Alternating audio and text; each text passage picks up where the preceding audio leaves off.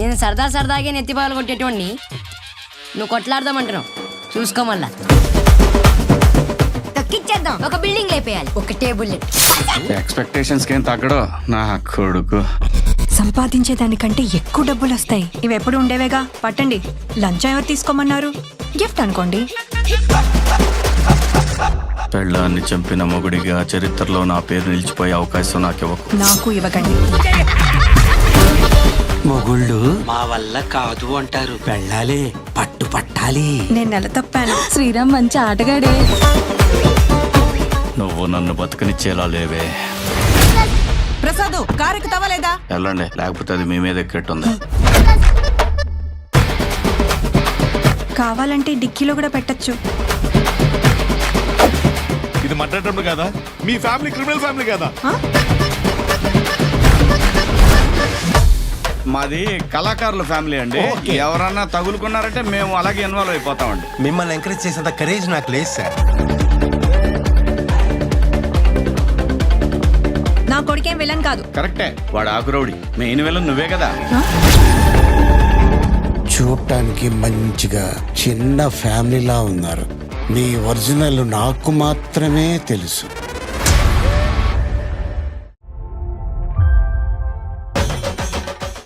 అనగనగా ఒక పంచాయతీ సెక్రటరీ, పేరు శ్రీరామ్.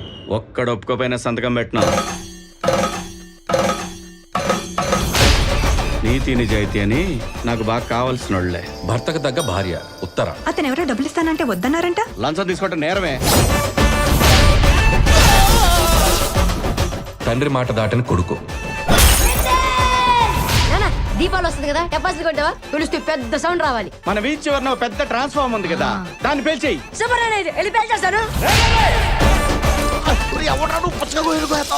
Money plant పక్కింట్లోంచి కొట్టేశాను. చెప్పోరా. సరేపా. ఇదంతా నాణ్యానికి ఒకవైపు మాత్రమే. వాడు నువ్వు అనుకున్నంత శుద్ధపోసేం కాదు. ఎట్టి పరిస్థితుల్లో మిస్ అవ్వకూడదు నా. శవాన్ని పడేయడానికి ప్లేస్ చూసారా? మా దగ్గర గన్ ఉంది. ఒకటే బుల్లెట్. ఒక ఫ్యామిలీ ఇంత భయంకరంగా ఉంటుందని మొదటిసారి మిమ్మల్ని చూసిన తర్వాతనే తెలిసింది.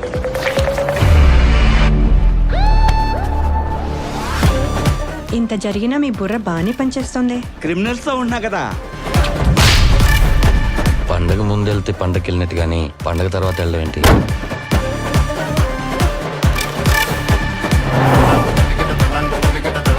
ఖచ్చితంగా శ్రీరామ్ గాడు ఏదో చేస్తున్నాడు.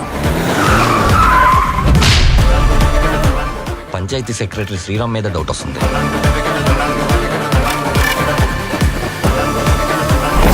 దీనికోసం క్రైమ్ సీన్కి వచ్చినారా?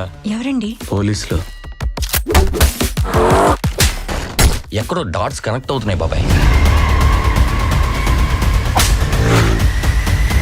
Panchayat secretary Sriram speaking. Criminal Sriram కు ఫోన్ ఇస్తారా?